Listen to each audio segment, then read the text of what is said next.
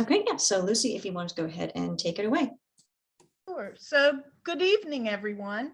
I'm Lucy Holman, Associate Provost and Dean of the Library here at Randall. And on behalf of Randall and all of UNCW, I want to welcome you to the 2021 Thirsty Tome. As you may know, Thirsty Tome, now in its second decade, is Randall Library's annual celebration of writers in the creative process. For the last 2 years, this event has been virtual, but we have not let a pandemic stop us from this celebration of the written word. This year, we're excited to have our 3 speakers, Jason Mott, an alumnus of the Creative Writing Program and a rising literary star, KaToya Fleming, Assistant Professor of Publishing Arts and Creative Writing, and Ken Shefsiek, Associate Professor of Public History in our History Department. 2021 has been a tumultuous year, with history being made, much of it not positive, and in some cases being rewritten.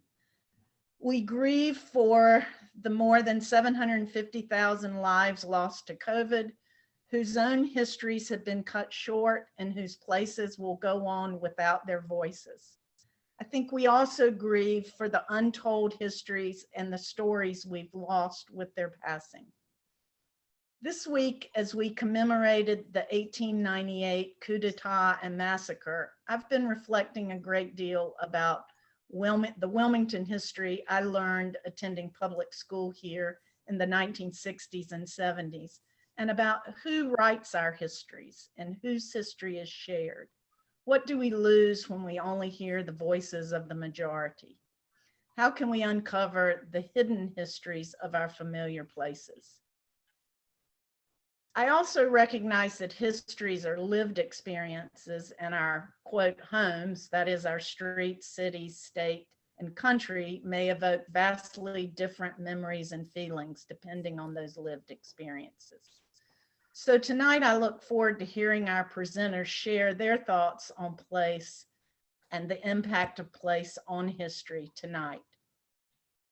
Randall is grateful for the partnerships with Ghost Hill Press, who have made copies of the author's works for purchase, and to Kimberly Sherman, who led the walking tour last night as part of Thirsty Tome.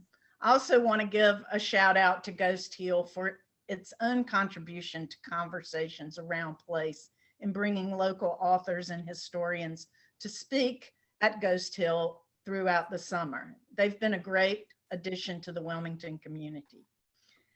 And I also want to give special thanks to Eva Sklippa and Chris Robinson from Randall Library, who have been the driving force in bringing this year's Thirsty Tome. They've done an amazing job gathering us here today.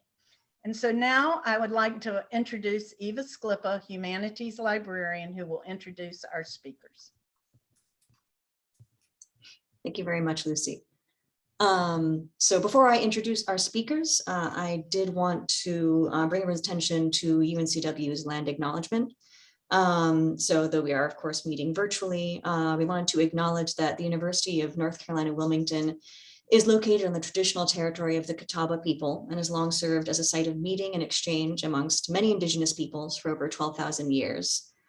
We honor and respect the diverse indigenous peoples connected to this territory that we now occupy, and what is now defined as the state of North Carolina, including the Kahari, Lumbee, Meherrin, Occaneechi Saponi, Haliwa Saponi, Wakama Siouan, Saponi, and the Eastern Band of Cherokee. This land acknowledgement is to pay respect and honor the elders of the indigenous people and nations, both past and present. And I would say, especially given the sort of focus on place and history and hidden history, it's especially appropriate to take a moment to consider the many legacies of violence, displacement, migration, and settlement that bring us together here today.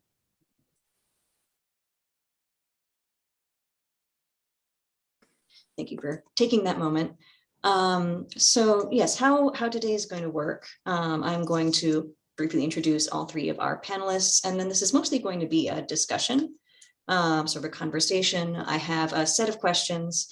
Some of them I'll be starting with one of the panelists specifically, but mostly they'll be open. So panelists, I entrust you with jumping into the conversation whenever you feel inspired.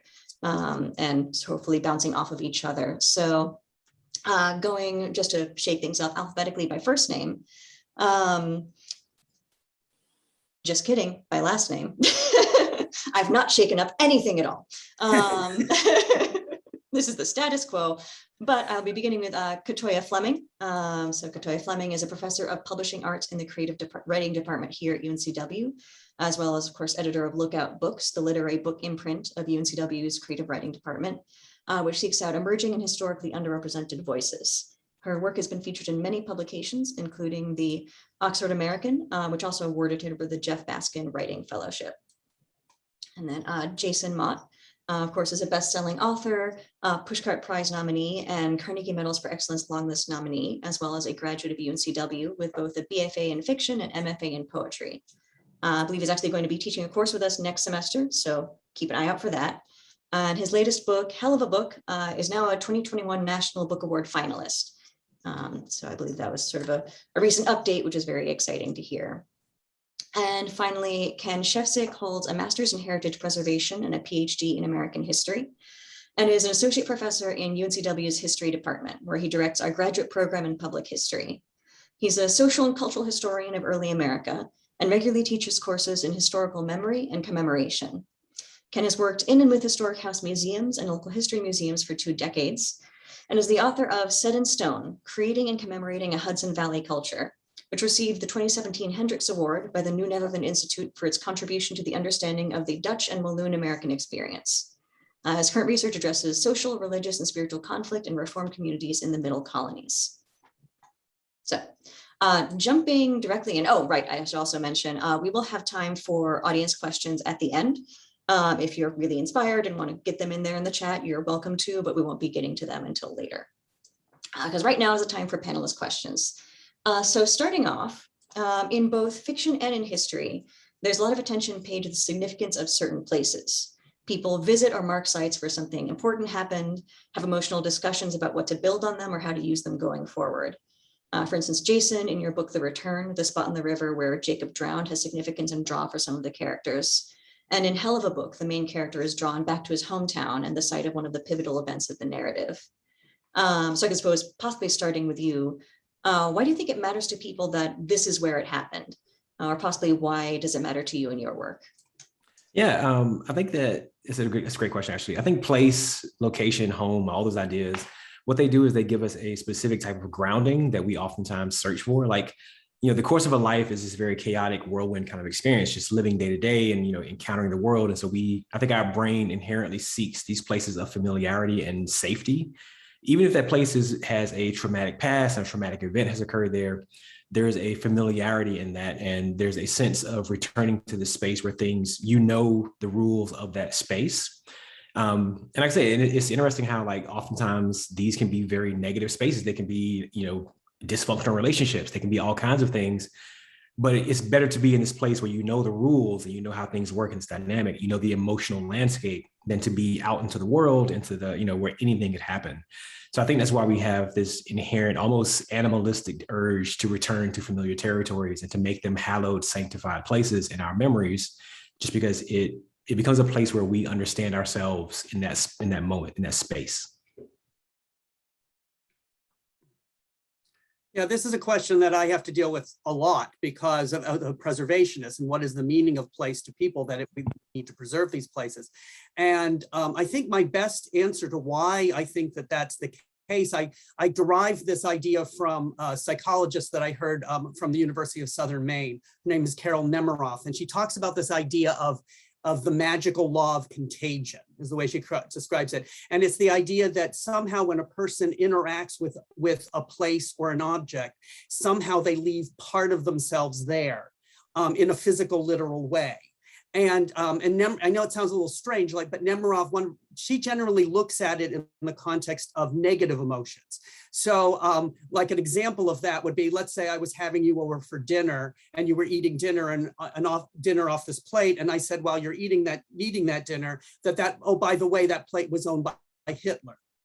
It automatically gets these feelings of revulsion or of you know, really feeling physically sick. But I tend to work with it in a more positive way. that, something that where you had positive feelings and positive emotions. And so like an example of that is like something that's a family heirloom or something. So I wore my grandfather's watch as an example of this. And that I always remember my grandfather wearing that, and he then gave it to my father, and my father gave it to me when I got my PhD, when I completed it. And so it is literally irreplaceable, because of something that looked exactly like it wouldn't be it. It would be fundamentally different.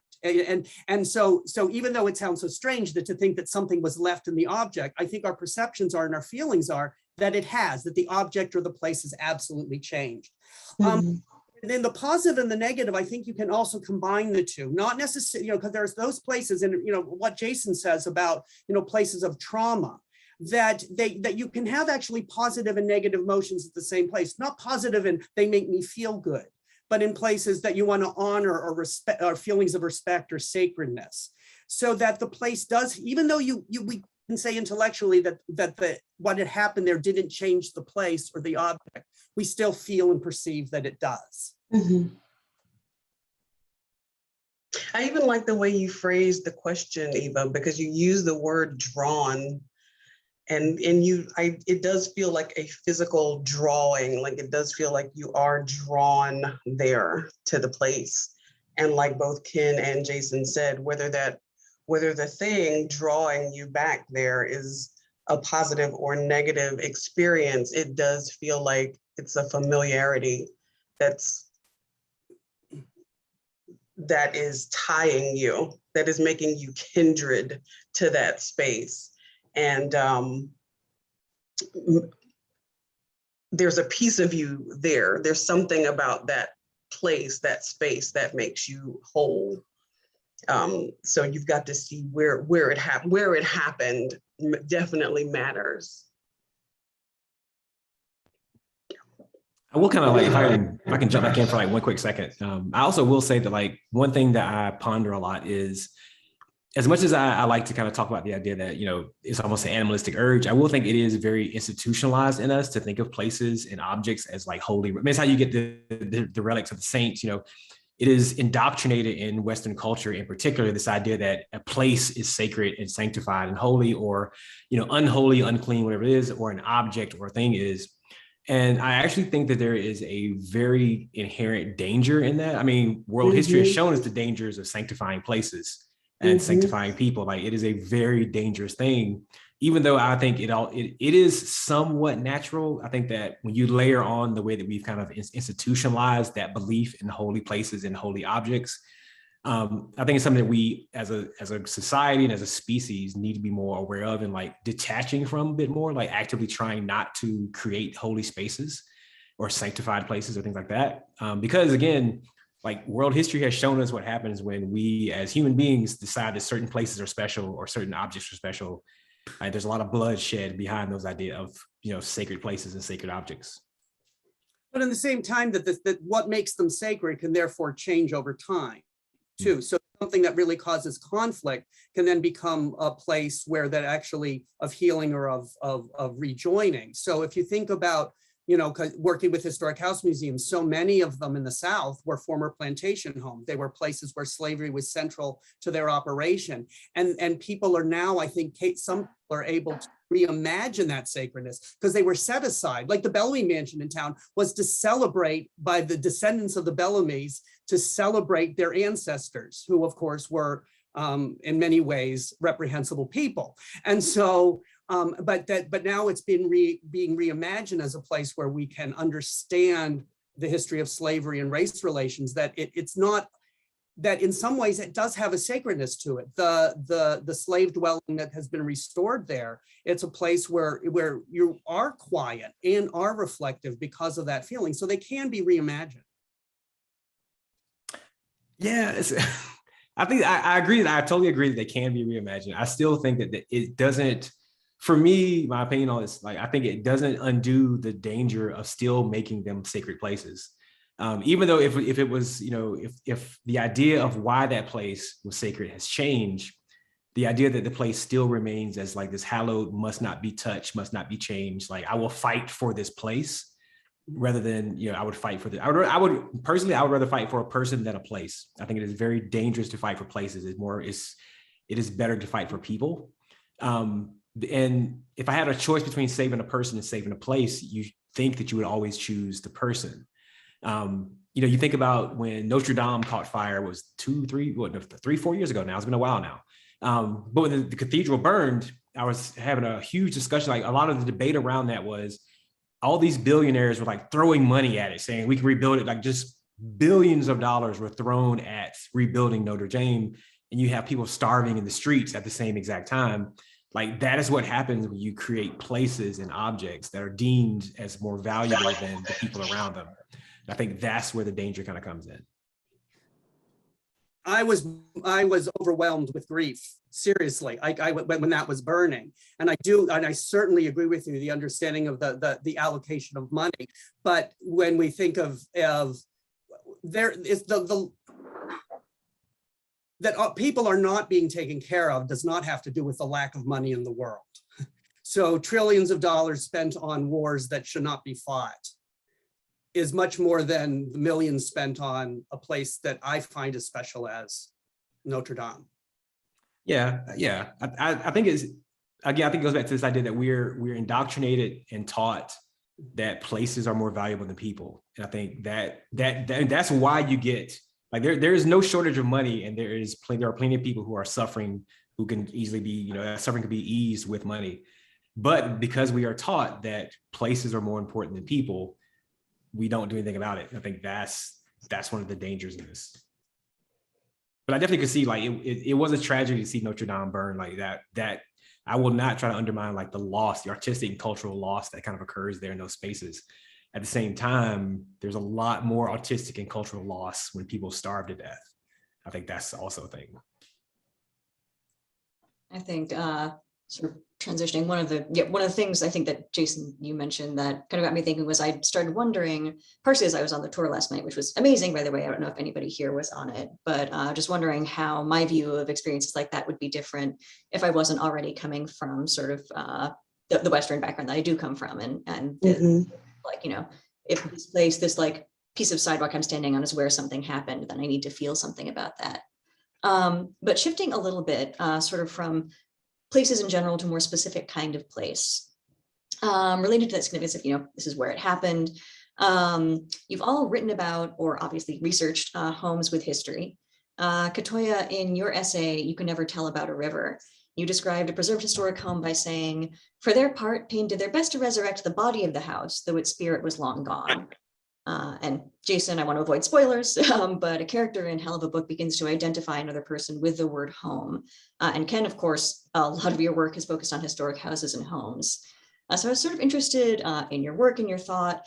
What for you makes a home and gives it kind of the spirit of its inhabitants? And what is that significance of homes and houses? When I wrote that particular phrase that you're talking about there, I was thinking and saying a few things, one of which was just sort of to piggyback on what I think was Jason's sentiment a few moments ago, is that I don't necessarily think the spirit of a place is in the physical building. I think the spirit can remain even when the building is gone. But I'll circle back to what I meant about Frank Yerby's house, which is what I was talking about in that particular phrase. I went to the site where my grandmother's house used to sit in Augusta, Georgia. The only thing that was left there, it's not even there now, but the only thing that was left there when I went to visit it is a particular tree where we used to play hide and seek. And I touched that tree and felt that whole world come alive in my memory. The house wasn't there anymore, but something about being able to experience, touching the same tree that we had played around 30 years earlier made me, experience that as a sense memory. And, I think about how Sarah Broom talked about how her brother sits sentinel in the yard where her family home was destroyed during Hurricane Katrina. So and how people are experiencing church and other things that we can't do during the COVID time now because we're not able to assemble the way we used to in physical buildings. So I'm fully aware that physical buildings don't necessarily have to encompass the spirit, right, of a thing.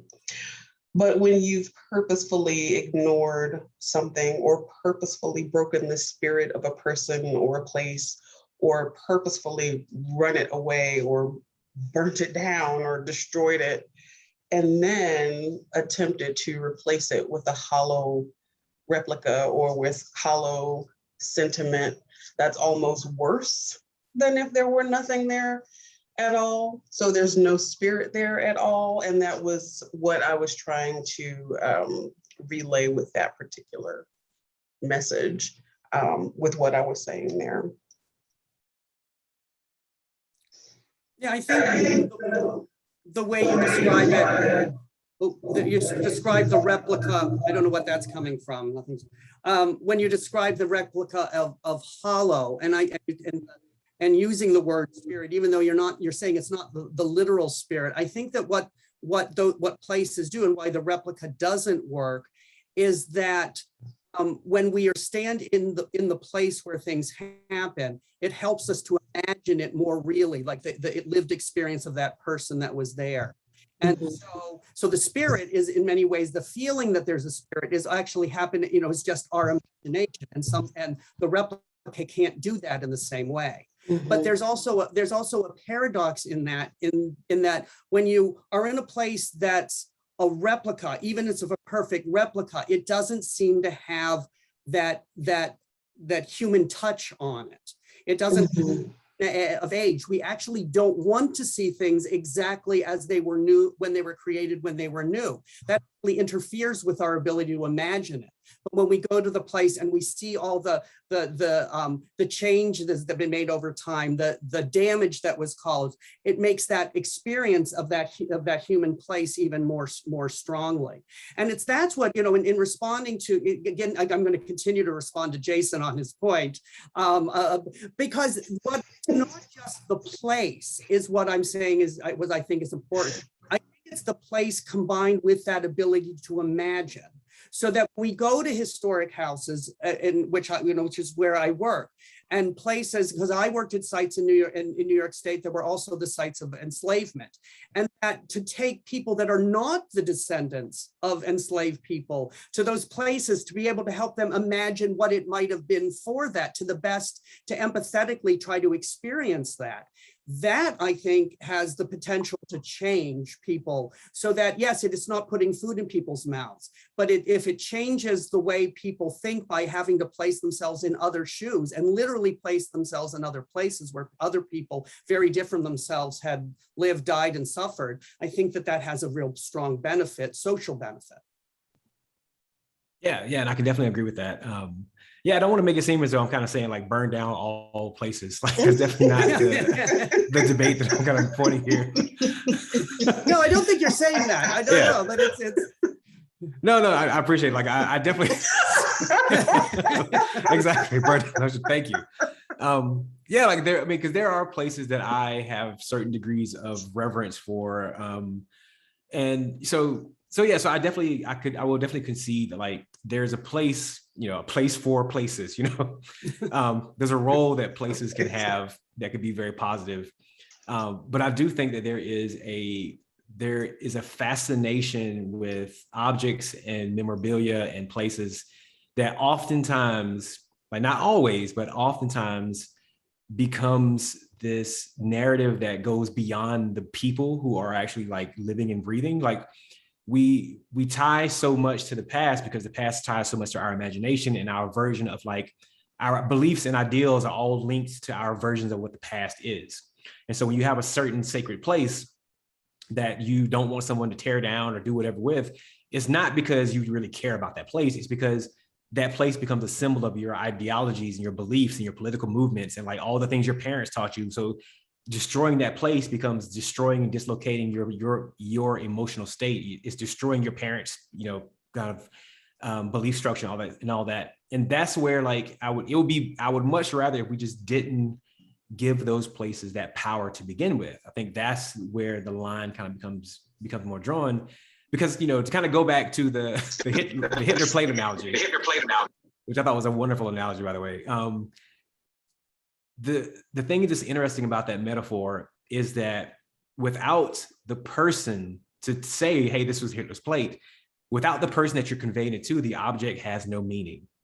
It's like if you remove all the people from the planet, all the objects and the places we leave behind now have no meaning and no power and no identity. They're just pieces of carbon that happen to shape up in a certain way. Whereas if you remove all the places and leave the people, the stories, the ideas, the imaginations, they remain. And like that's why, to me, the people have to be the more important thing. And this kind of ties back into Eva's comment about hell of a book. And like there's a point in there where the character kind of starts to equate a certain person with the idea of home.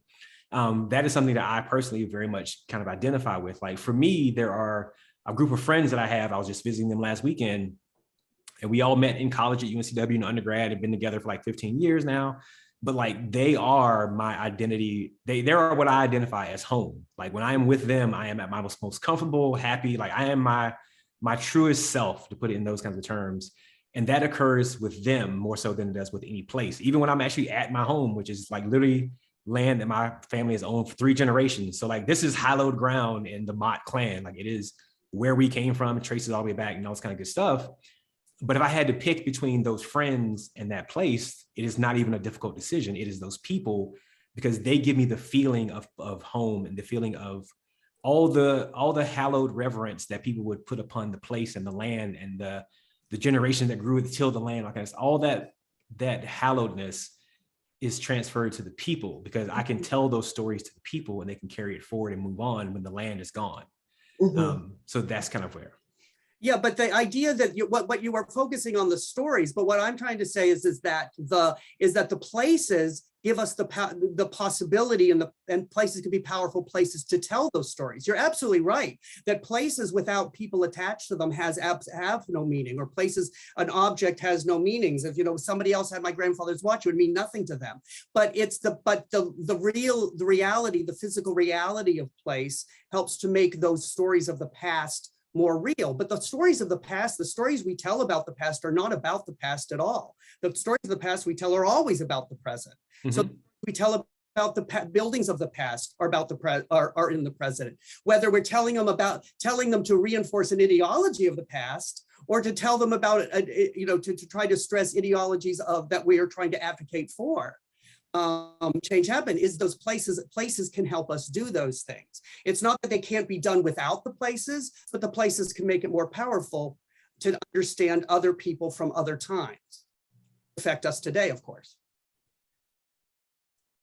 I might jump in, well, first, because that's a good coattail to ride into my third question, but also just it got the commentary about that idea of home and that person who associates a person with home got me thinking of, I think this is fairly common just every now and then in difficult times in my life. You've had a moment where you think of like, I want to go home, and that's never meant my apartment or even, where I grew up in Charleston. And I don't even have that interesting connection to like land that a family has owned for a long time, which I imagine must make that a different experience. But yeah, I just thought of that and it rung a bell. But speaking of that sort of question of the stories that we tell about the past from those places, and those stories also telling things about the present in various ways. Of course, you've all done work that involves exploring or revealing often hidden or less told histories.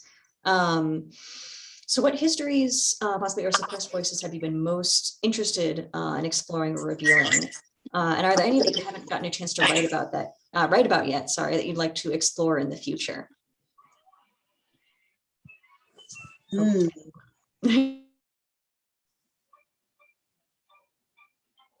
I'll jump in because I really don't have an answer, so I'm gonna just stall and let other people think of their answer, and so I'm just stalling here. Yeah, for me, there isn't any particular like place or time. Like the thing that I'm really fascinated by now, which is as Kim was just saying, like the thing I'm most fascinated by now is the imagination. Like I think about the Black imagination. That's the thing that I'm currently kind of like delving into in my fiction. But all of that, as Keenan was saying, is tied to places and items and objects and histories that are like all woven together. Like the people and places are woven together to create history. And so obviously you can't really remove one without the other. So for me personally, there isn't any one particular place other than the South. Like the South in general is a place that I will always write about because the South is infinitely fascinating, infinitely flawed, and infinitely beautiful, like all at once. I really love the South. So like, there are stories to be told there, but I think I'm more fascinated by the effects of those histories and ideologies and objects and places, and like how they influence the imagination of peoples, and like the forward view of people, how that is influenced by those places. The stories that I like to tell, and I guess it probably reflects why I'm so attached to historic houses, is that I like to tell stories and research stories of everyday life, the lived experience of day-to-day life, things that some people might even seem mundane or daily. And it's so different than what so many historians do, that like the big story that they tell from the outside, that they can see how, something happened by being separated from it. I like to tell history from the inside out. So like about the inside out of how people live their lives. And so I worked in house museums that when I would always have these moments when I was by myself in them, when I'm opening them up in the morning or something. And what I always thought about is like imagining in the morning when I'm opening up the houses, well, if the people that lived in those houses, what would they be thinking about and planning for the day when they got out of bed? How would they think about how they interact with their family? How would they organize their work? How would they think about their community members when they sat next to them in church on Sunday, or in some places that I've studied on Wednesday as well? It's these daily, everyday stories that tell us so much about our lives, or today. We try to, deal with these big issues sometimes, but when we go from day to day, that's the experience I want to understand. I also like to tell stories of people in the middle.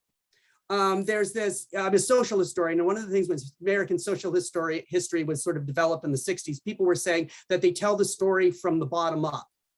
And that was in contrast to people that told the story from the top down. So like in the context of, say, something like the American Revolution, the bottom up is the story of a patriotic shoemaker in Boston. And the story from the top down would be like of Thomas Jefferson. I like to think about those people that were stuck in the middle of things, and they had to figure out what they should do when their world was being torn apart. And so I say that I'm a historian from the middle out, not top down or bottom up, because I think that when you deal with those complexities and the ambiguities of the middle, it reveals something about the ways many of us live, but it also says something about the more extremes on both sides. So putting the middle as the fulcrum, I think you can tell a much more complete story. Well, in a lot of ways, see you when you get back, Jason. In a lot of ways, most of the work I do as an editor at Lookout is about showcasing the work of suppressed voices, about publishing the work of marginalized voices. And most of the work I've done as a writer has been about revealing untold histories about people in my hometown, about people in my own family. But even though I know that we're here to talk about memory and histories in the past, I am, in my own writing, really interested in exploring Black futures, which seems like something that does not get explored very often. Feels like sort of not uncharted territory, but sort of a space that has room for growth. So I'm just excited about all of the possibilities for people of color, LGBTQ folks, to just expand where we are in the literary canon. So as the editor at Lookout, I'm just excited about what the possibilities are for growing visibility for folks to see that Black people exist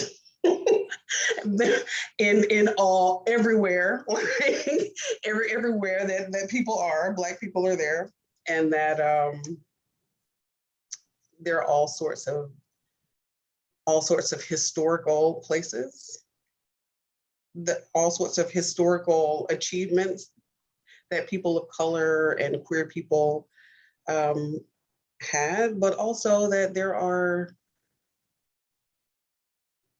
I don't know, uncharted territories in all sorts of literary areas that I feel like I'm rambling now. I'm doing the, Jason was stalling earlier, and now I feel like I'm stalling too, just sort of waiting for, what's the next question, Eva?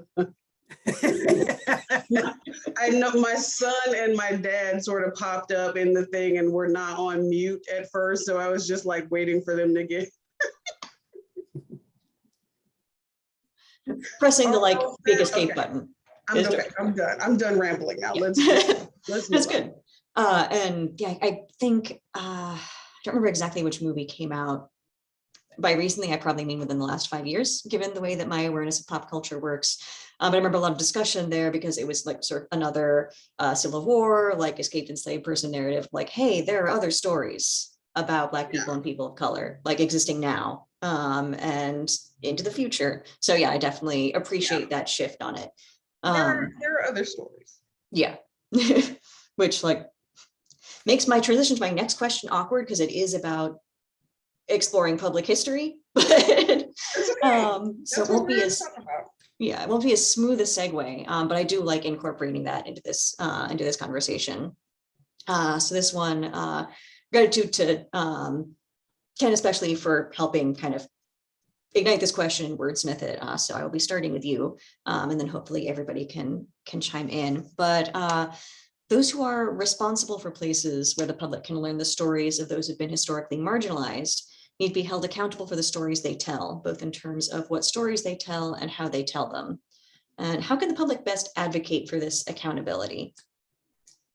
So, this has been a question that's been essential to public history and public history practice and theory in recent years. And it came out of a lot of concerns for both social justice and the lack thereof within many history institutions. And there were scholars that were researching.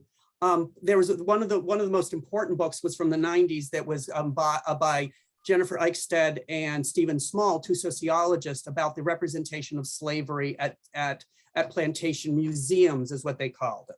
And what they found in that is that most of the museums, and I'll define how they define museums in a second, that the history of slavery was at worst completely ignored, and the slave owners, the oppressors, being valorized. At best, they sort of, what they found is that some places attempted to somewhat incorporate it into their interpretations. But what they define museums as is any plantation building where someone gives tours. So that could be anywhere from a bed and breakfast to a highly professionalized a museum. And it just never seemed to be fair to me to paint them in such a broad brush. So it is entirely, I think, is entirely appropriate to publicly critique places when they are valorizing the oppressors and not exploring the race relations more honestly, or the experience of the enslaved. But how you go about critiquing those places may depend on what place they are and how they operate. So I just want to give two brief examples, I think, that would explain what I think is necessary. A couple of years ago, I took a tour at Montpelier, which is James Madison's house in Virginia.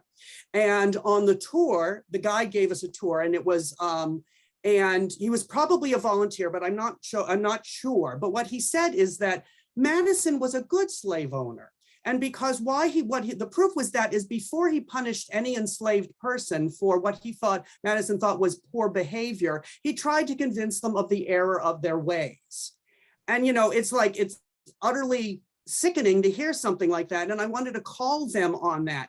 But when I thought about what the institution was trying to do, it seemed to me that the guide was going off book. He was doing not what the institution wanted, because the institution was very much engaged in, they were rebuilding the house quarter where the enslaved community next to the House to interpret the history of slavery to complicate Madison and to explore the experience of his enslaved workers. So really the problem was a problem of administration and management, not intent. They wouldn't have liked what this guide was saying. So we should critique them for not managing the organization well. But that's a different situation than such a place as they got this big Smithsonian expose a couple years ago.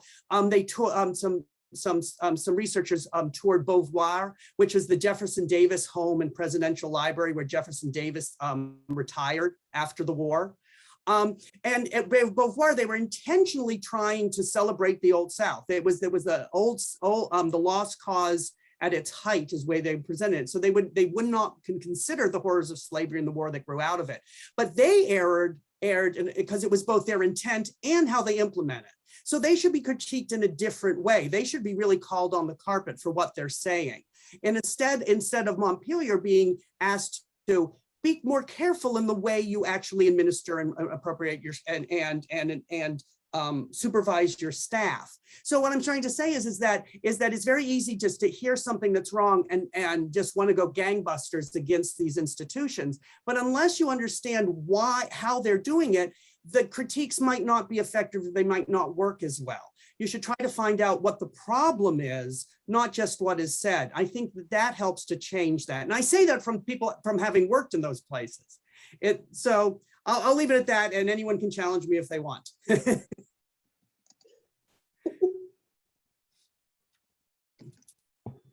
Well, I'll jump in. Like, I won't really challenge that because I agree with that. I think you have to really kind of diagnose like where the problem lies. But I do think that it is difficult dealing with public spaces in terms of how we speak about them, because they will inevitably reflect like the prevailing cultural status quo, like prevailing cultural norms. Like when you look at the CRT battle that's going on right now, like that is a byproduct. Like you're essentially talking about the grand public space that is America and how we're talking about American history. And you've got a large demographic who does not want it spoken about in certain specific ways. And so you can't solve that problem. I mean, identifying the problem, but it's like how high up into the collective consciousness of America do you want to go to like identify the root cause of this? Like, because when you truly talk about any shared space, any kind of public space, historically, and it's not just in America, it's like globally, you're going to have to talk in nuances, and you're going to have to tell like multiple versions of the storytelling around that space. Like, you know, history is told by the winners, but the losers were there too. And like, that's part of the problem, is that like I think the human brain likes simplicity. And so everything else transcends, you know, follows outward from that. Like we like simplicity. So we like our history to be very simple. We want to hear that so-and-so did this, so-and-so did that, and it was okay. And this happened, it was okay. This other thing happened, it was bad, but we solved that problem and it's gone away now. Like that is the thing that we as a species like, because it's simplified. The problem is when you talk about public spaces and you talk about the history of public spaces, there's always going to be complexity there, because human history is messy and brutal and violent and harsh and beautiful as well, but it's a lot of bad things also. And if you're trying to truly talk about a public space, you cannot do that without talking about the negative components of that. Like it was just like at the beginning, you did the land kind of acknowledgement, like that is part of how you talk about public spaces.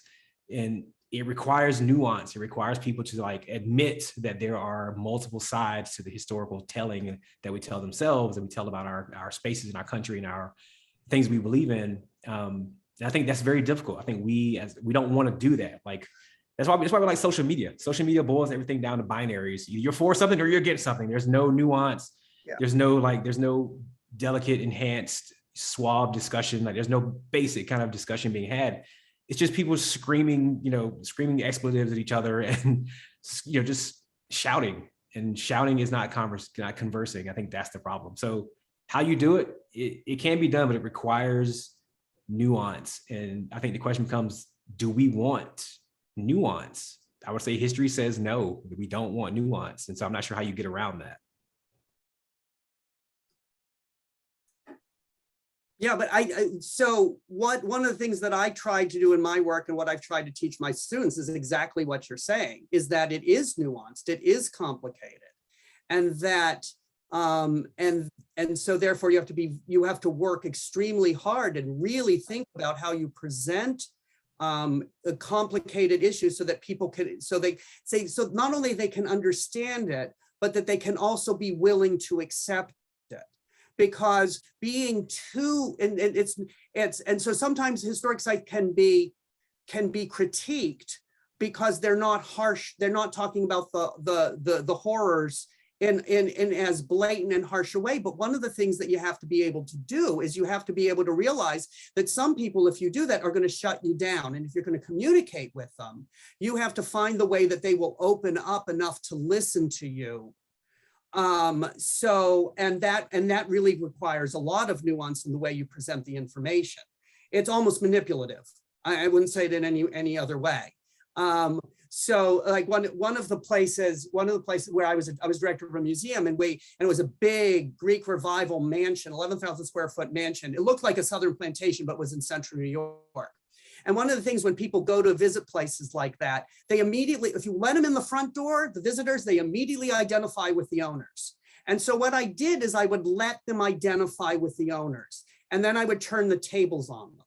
And then I would then I would say, so let's look at this house from the opposite standpoint, from the Irish immigrant laborers that worked in the fields and worked in the house. And then what I did further is I said, I don't have Irish ancestry. I'm descended from the new immigrants of the late 19th century that were also thought to be ethnically, racially inferior. And so it makes everyone go, oh, wait a second, that's me too. So you first identify with the owners, but then you try to manipulate them into try to change their perceptions of the place they were in. But if I did it right at the beginning, I don't think that would have done, because I was working against their initial, their knee-jerk reaction to identify with the owners. So it's manipulative. It's nuanced and manipulative. So to the quotes for this evening, I'm adding manipulate people, Ken Shefsiek. I'm all for it. You have to. No, because you have to convince people, you have to get people that have not questioned their privilege to find a way to get them to question their privilege. And that is often done. I think that you have to manipulate them. You can't just hit them in the face with that critique of that privilege. You have to get them to think about it in a way that sort of, they don't feel like they're being forced to do so. It's almost natural for them to do it. Yeah, I'll actually completely agree with that. One time Ken and I are going to be in a total alignment. Like I completely agree with that. Like writing is the act of manipulation. Art is the act of manipulation. Like don't let anyone convince you otherwise. Like any book that you read that makes you laugh, they manipulated you into laughing. They manipulate you into crying. Yeah, that's exactly. KaToya. Yeah. That's the point. Yeah, we write entirely from memory. We are trying to, and we do that, whether it's fiction or nonfiction, we are trying to conjure those authentic emotions based on, did that make me laugh? Did that make me cry? How did that make me feel? And we want the audience to feel the exact same way. So yes, it's manipulation. Anybody that tells you otherwise is lying to you, like Jason said. So I think that we are all in agreement. That is, that's interesting, because I'm realizing the times when I've often been most frustrated with a book or another creative work is when I can see the emotions they're trying to manipulate out of me and they fail to do so. It's like, I want them to fool me completely. I don't want to see behind the curtain. I see what you're doing. Oh, you beat me to my one obligatory. I never miss an opportunity to make a Wizard of Oz reference in one of these. And you said behind the curtain, and there's no way I was gonna get out of this without saying there's no place like home. I was gonna try to figure out a way to say it, but now you've said the man behind the curtain. But there's a piece, there's a part of Jason's book, hell of a book, specifically, where he's talking about wood paneling on the walls and pulling that down and then painting it a specific shade of blue, and then the floors being drafty in the winter and then hot in summer. And I'm like, damn, is he painting my grandmama's house? And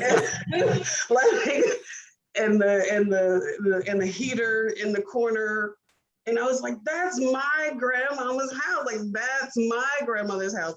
And so there is a particular manipulation that we do because we are conjuring those memories in ourselves because we want to conjure them in other people. Like, we want that familiarity. We want you to feel that. And we have to go there in ourselves to get you to go there with us. Writing comes from that place.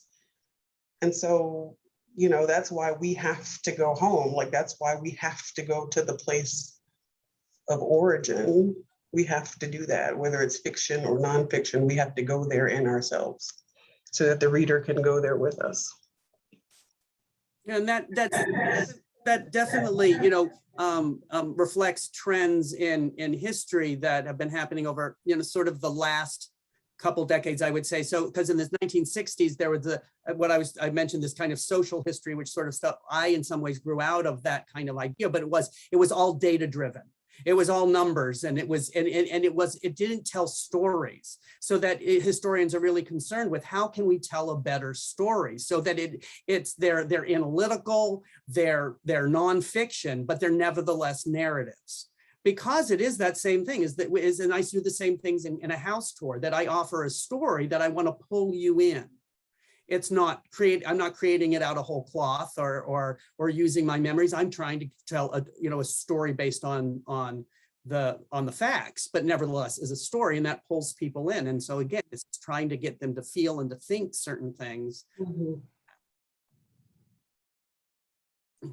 Sort of jumping on to the idea of, that meaning to travel back, kind of to go back home.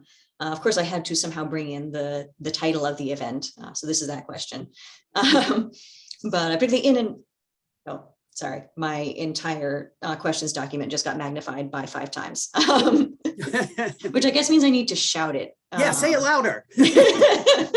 But no, so particularly in an era where most people don't live where they were born, with notable exceptions, obviously, the idea of where we're from, or where did you come from, can be very nebulous, identifying what that is at one point. So I was wondering if everybody could kind of talk about that idea as it appears in your work, how you might come up with the answer to that question, why does it matter if it does, and how do we sort of research, imagine, and write about identity as it connects to whom, to that place of origin, to where you come from.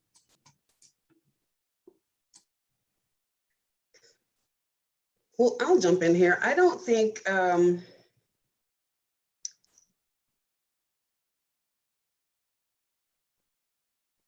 I've thought about this a lot over the past several months, as I am now in Wilmington, which is not where I am from originally. I am originally from Augusta, Georgia, which is where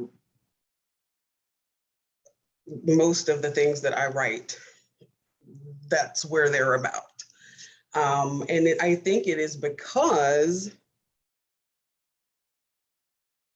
as I write, whether it's fiction or nonfiction, I feel the stories that want to be told pulling me back to that place. And it's because there are things about that place that I want to know. And there are things about that place that want to know me, if I can say one of those, like, ethereal, writery things that we like to say, but there are things about that place that I don't know yet. But also, as I'm here in a new place and trying to get to know it and finding out things that are discomforting for any number of reasons. And I'm not just talking about, very public things that are discomforting about Wilmington, but just, normal day-to-day things that are discomforting about a new place. Where am I supposed to go to, get my license plate, or, just things that you don't know about being in a new place. Home sort of beckons to you, because home is the place that you learn everything that you know about yourself. It's the place that you become yourself. It's the place where you learn your language. It's the place that you become familiar with everything that is you, where you learn all your knowledge. It's where your roots are. It's where you learn your sense of belonging. And like we said earlier, it doesn't matter if that stuff is good or bad. It's still your stuff. It's still the stuff that makes you, you. And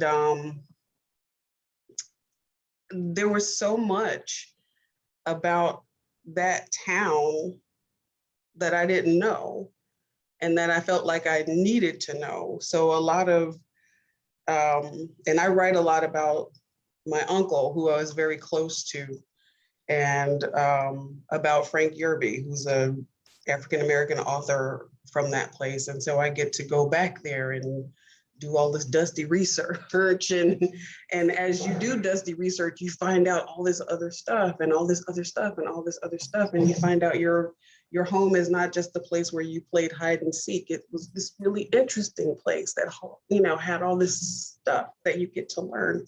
So, you know, the place where you're born never gets tired of being the place where you were born. So you can move away and another place becomes the place where you live. And so Wilmington is my home now. And I like it and I enjoy it. And, you know, but home will always be home, and we can spend our lives trying to run away from it if that's what we choose to do. But I choose to stay interested in finding out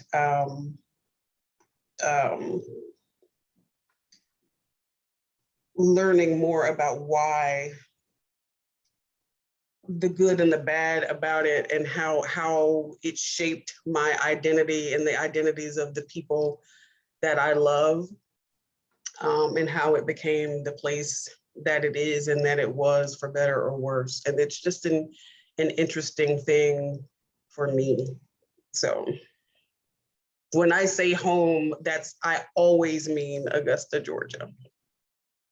You know, I like what you say about, you know, that home is where you learn everything. So I moved around a lot, both as you know, growing up and then as an adult. So we have sort of a joke in my family that home is where the mom is. So wherever our mother was, that was home. Yeah. Since she passed away, we don't feel like we have a home. We don't use that anymore when it comes to that, because that was the center. But you know, I want to sort of expand. I think it's like when Jason was talking about the problems the problems of sacredness, the challenges of sacred, the dangers of sacredness. I think that there's often dangers in linking identity with place, because in a lot of my work, I've worked with the local elites. You know, they're the ones who fund the historical societies where I worked, and I worked with them. And these were people that identified with their home, their place so strongly that they thought it was somehow distinctive and unique and better. And because they identified so much with it, they were unable to see its flaws. So like often what I got is, oh, this town has such a strong sense of community. And what they meant is what they didn't realize, what they were actually saying is, oh yeah, we think this about ourselves, this small elite group. And they ignored the fact that there was all these other peoples they pushed out of their so-called community. So that identifying with it was dangerous, because it obscured, that it made them think that everything was good when everything was far from it. I hope you didn't hear me say that I thought that Augusta, Georgia was unique and better than. Oh, no. I wasn't saying that. No, absolutely. No, I wasn't saying that. No, I wasn't saying that's the history of Augusta, Georgia. No, I wasn't saying that about what you were saying. I'm saying not at all. What I was saying is that so many of the people that really have create a lot of traditionally created, and where these origins of local museums and local history museums, they're always come from the people that they want to celebrate their place because their place was so good to them. At least they think that. And so therefore it was so good to them that it was good for everyone within the town. And it's certainly not the case. So for example, the Cape Fear Museum in Wilmington was founded by its origins are in the United Daughters of the Confederacy. And yet, and so, and, you know, and I hear, oh, the Wilmington voices, the old Wilmington voices, that, you know, the accent of the old elite, you don't see it, hear it very much more, like it's being lost, something powerful was being lost. And something is being lost, and it should be lost, because they were much more interested in celebrating their place because they identified with it so strongly. I also think there's dangers in the reverse. So you know, with the discussions that they've had so much, that recently, you know, and you know, within Wilmington community about 1898 and the horrors and the violence of 1898, there's this tendency to think that somehow white supremacy was unique in Wilmington, that Wilmington somehow was different than other places. And it was just the events of 1898 were a local manifestation of a broad trends in white supremacy. So when people think that Wilmington was someone different, I think it's actually more tragic to think that it was actually in many ways typical, not distinctive. But there's a lot of interest in saying that that Wilmington was different. It was I don't know, it was the worst place, maybe, I don't know. So identifying too strongly with your own community can have adverse impacts if it obscures realities. I agree with that 100%, but that's not exactly what I was saying. I spent the better part of my childhood trying to get away from Augusta, Georgia. And what I did is ended up a couple of different places, and now here. And as I do, I realize exactly why I wanted to get away from there, but there are so many things I have learned that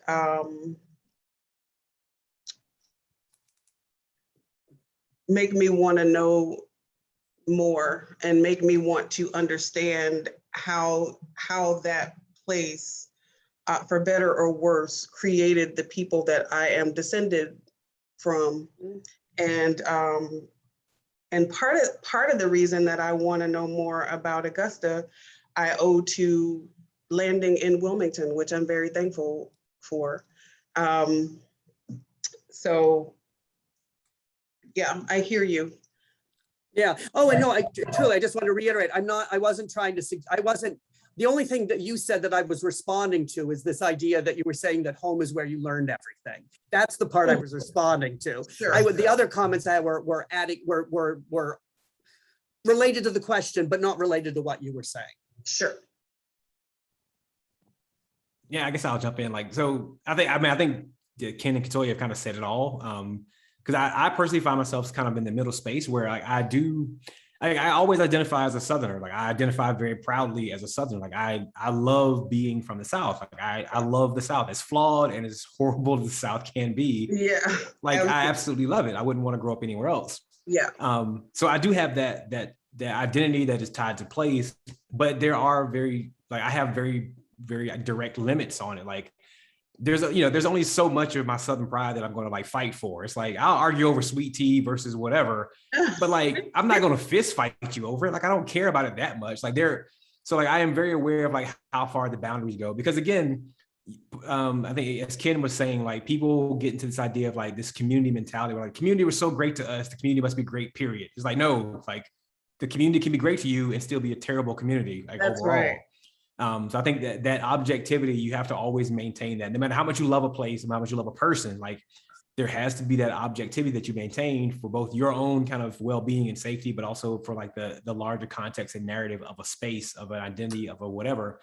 So you just have to maintain that objectivity as much as possible. Mm-hmm. I think we might have time for the very last question. If we do it quick, but I want to make sure everybody still has time to ask other questions of the panelists. Though also I just sort of briefly had a thought as we were talking about, that's kind of the thoughts of the uniqueness of place, kind of the experiences I had moving out to middle of nowhere, New York, and discovering, for instance, kind of like you were saying, that nope, racism is definitely not unique to the South, but there is sometimes this belief that it is, that it's a very localized phenomenon. So that was strange. But so last question I want to quickly get to before we open it up to the audience. because it's tagged in my list as ghosts, which is just always something that's fun for me to talk about. Jason, you of course write about many characters who either return from the dead, very literally, or who exist outside the bounds of reality.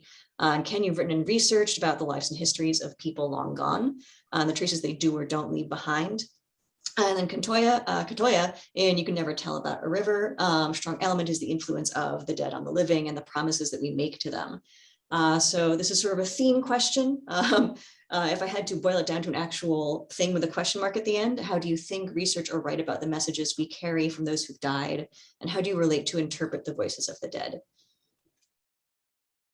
So for me, like the way I write about them is part of the way of, and like the why, I think it's like the other questions, like is, the ever-present attempt to understand yourself. Like we do all this stuff to, like, we're, human species is very egotistical and very narcissistic. Everything we do is for our own kind of betterment. And so for me, I read a lot about like the voices of the past, and I try to identify their world so I can help figure out and understand my own world, because my own world befuddles me and confuses me so much that like I find myself just constantly asking why. It's like, I'm like a 3-year-old. It's like, why? Because this, but why? And like, the further you go down the why rabbit hole, like you start to figure out very quickly that like few answers for anything actually remain. Like you just don't understand why. And so for me, I am always just confused by the world around me and the behaviors of the world around me. And so I hope that when I write about people from the past who perhaps, whose narrative is ended, like you've got the complete thing, like you're trying to write about someone who's still living, the story's not done yet. You can't dissect it. You can't look at it almost like as a historian, like you can't go back and really figure out what happened yet.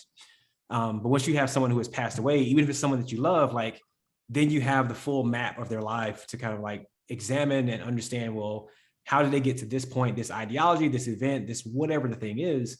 You can kind of look back and say, well, maybe this is how they did it. So as a fiction writer, I try to take that voice and extrapolate upon it and just try to solve that riddle. Because I think it understanding why we get into whatever situation that we're in, be it positive or negative or whatever, like, the small scale, the macro scale, whatever it is, I think trying to understand why, rather than just accept it as a thing that is, trying to understand why this thing happened and why this event got the way it is, or why these people got to where they are, like, those are the important questions, and you find that by looking backwards and imagining. For me, like I, as a fiction writer, I find it by looking backwards and then imagining forward. That's how I find the answers that I'm kind of looking for. So that's my attachment to those. I'd have to say that mine is similar. Actually, I write both fiction and nonfiction, but for the piece, Eva, that you asked about specifically, You Never Can Tell About a River, I was writing about my uncle.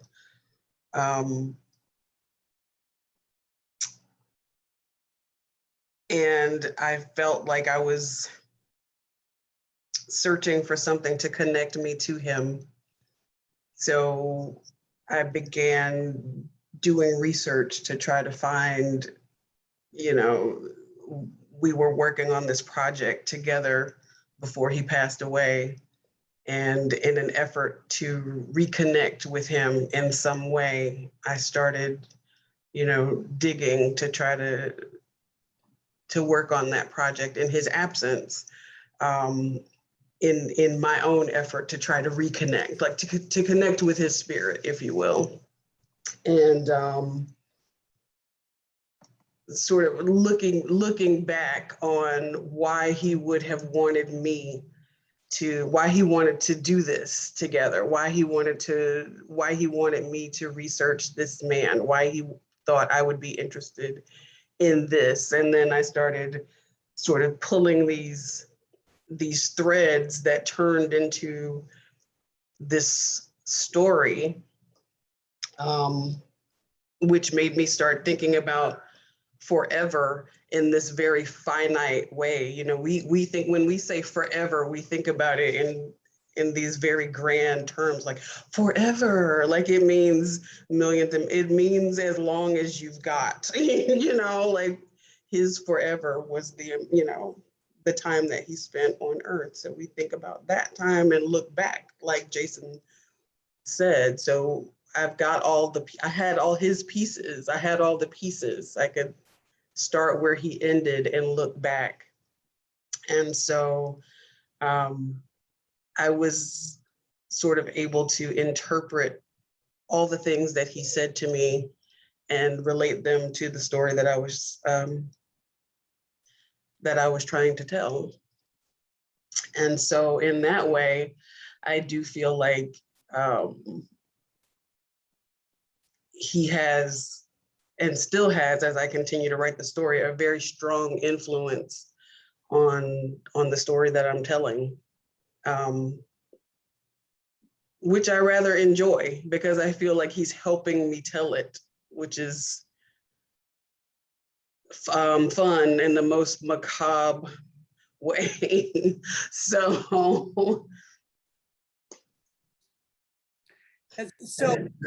the way I go about it is in studying, researching history and analyzing history is I think I might give a slightly different answer than some historians would give. And that is that I think if you want to try to get inside and to interpret the traces, when you go into that past, you have to assume that you understand nothing. You begin by saying, I don't get this at all. I have, and the reality is you probably do understand some aspects of it. But if you start sort of thinking fresh that this is a foreign land, even though it's in time, and I don't understand it, and then rebuild that up from the traces, I think that you can find and understand it in ways that might have been, you wouldn't have seen before if you assumed you had known something. And so I do this in the work that I do in history, but it's also like what Jason says, to understand myself, to understand understand the human condition and our time and all. So it's not, so what I study is very long ago and it doesn't really matter very much.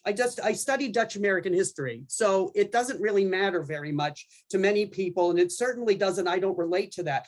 But going through that developing those skills to start with, I don't understand anything, has helped me as so if writing helps, if writing and writing fiction helps you to understand yourself, thinking historically helps me to understand myself as well and my experiences. So for example, I have a very troubled relationship with my father, and I always thought I understood aspects of my father, which when if I apply these kind of ways I approach history to him and assume that I don't really get him, I have, from the beginning, I start pretty like, how did he become the way he is to lay the, to be a father the way he was? And so instead of thinking I understood my dad, I went to the point is I don't understand him at all. How do I figure him out?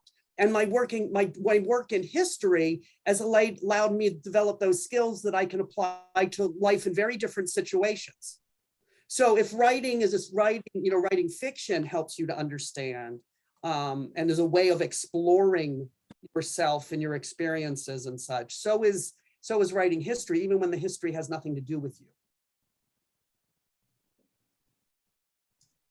Thank you. So timed that all perfectly, because we now have exactly 15 minutes left for questions.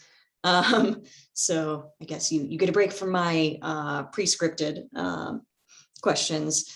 So yeah, folks, this is a pretty open section. You're welcome to ask questions in the chat, and I'll keep an eye on those and I can read them out to the panelists. Or if you want to, I think we're a relatively small to medium enough group that you can just unmute, but I'll go ahead and sit back and see what questions we might have.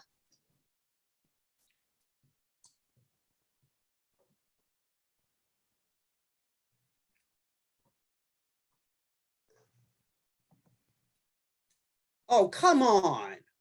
You have to be able to ask something. I mean, this is always the worst part, especially that just like endurance, like just sit with the silence, just sit with the silence. Oh, I know, I never can do it. I never can. Because I'll have to just embarrass some of my former students that are here if they don't ask any questions.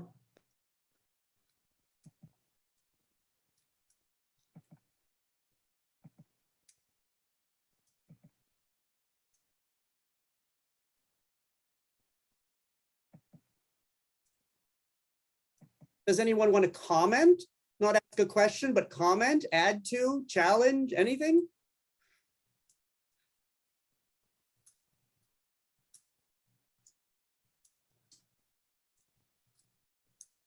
I'll say a comment. Hi, Melissa. Hey, I was sitting here and the library lights went out and it just went dark. And I was like, oh, so sorry, I had to go off video. No, it's been a very interesting talk. I mean, this is my hometown. I am from Wilmington. I did leave for a few years, but came back. So it's, KaToya, if you ever need any advice of places and things and people, let me know. I'll do I my know where to find you. I can come bother you. yeah, but I've just enjoyed listening to you guys talk. So just wanted to put a human face, since we've been mostly black boxes or photographs. So I just wanted to say I've enjoyed it. Thank you. Thank you.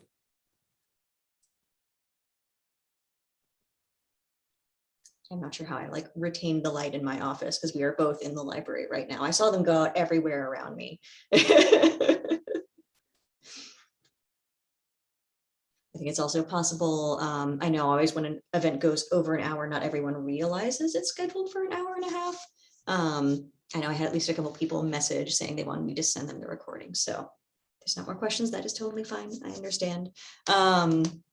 But I also just wanted to comment that I had a really awesome time. I really enjoyed thinking about a lot of different themes in this. Oh, sorry, I see a hand up.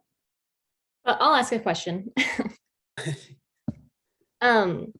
So I'll turn on my video. Yeah. There you go. So something that I research is this fluidity of identities.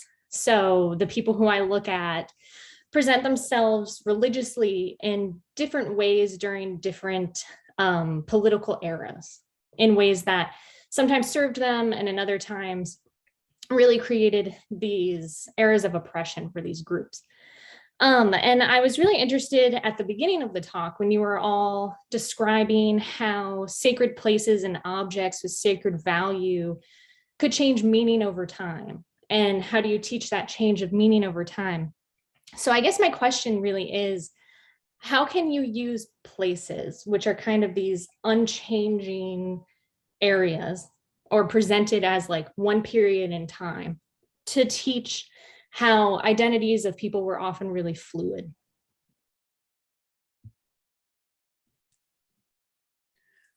Well, each of the places, even if you are presented in a particular moment or a particular time, whether they're restored that way or they were monuments created at a particular time, is each of those places is a history much larger than the time that they're actually presenting. And so if they have a prehistory and then they have a post history from that. If you say, like I was saying before, how we talk about places are just representations of our own ideas, that therefore, if you present, at one point in time, you're presenting in those ideas in a particular way, but those ideas are changed. So the meaning, I know that Bonnie studies Scottish history. So if the meaning to the Scots, of a particular place changes over time, then that history has to be interpreted.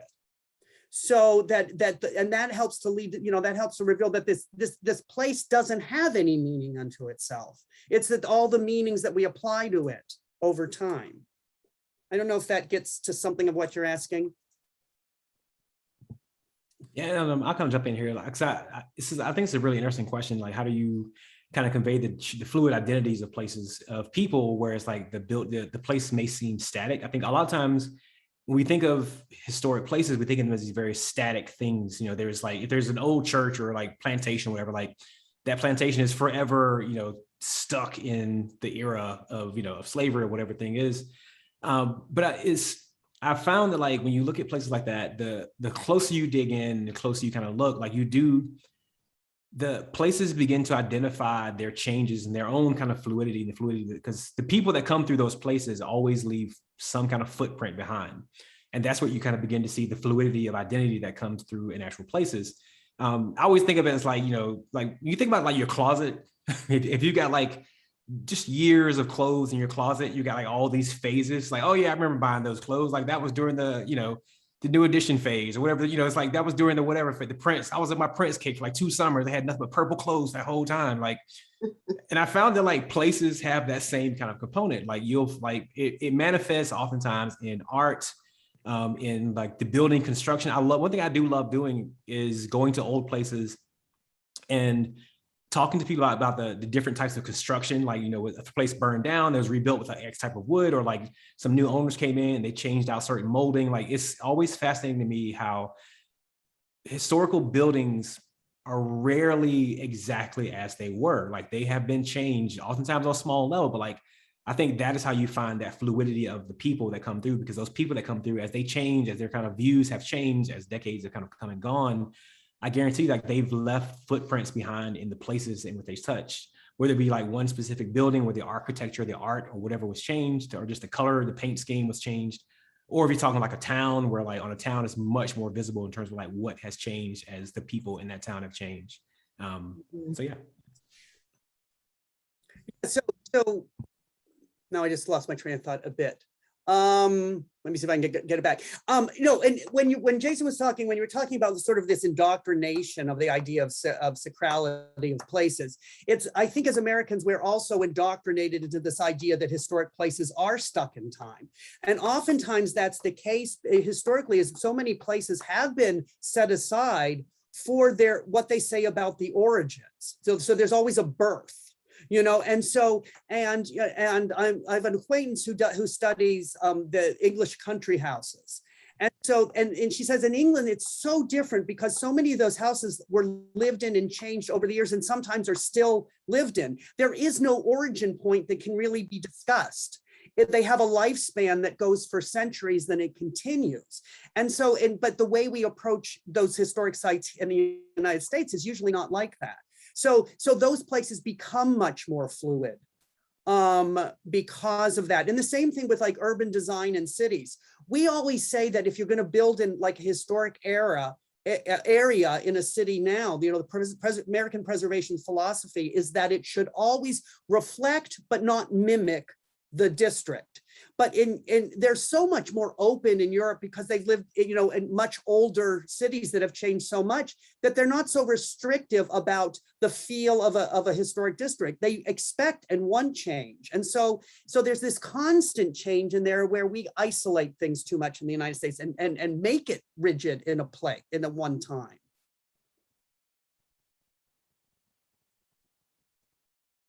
And also sort of, I don't want to jump in because I'm not a panelist, but they got me thinking of, especially the kind of like the closet analogy, or I'm thinking of layers of paint, both of which seem very superficial for this.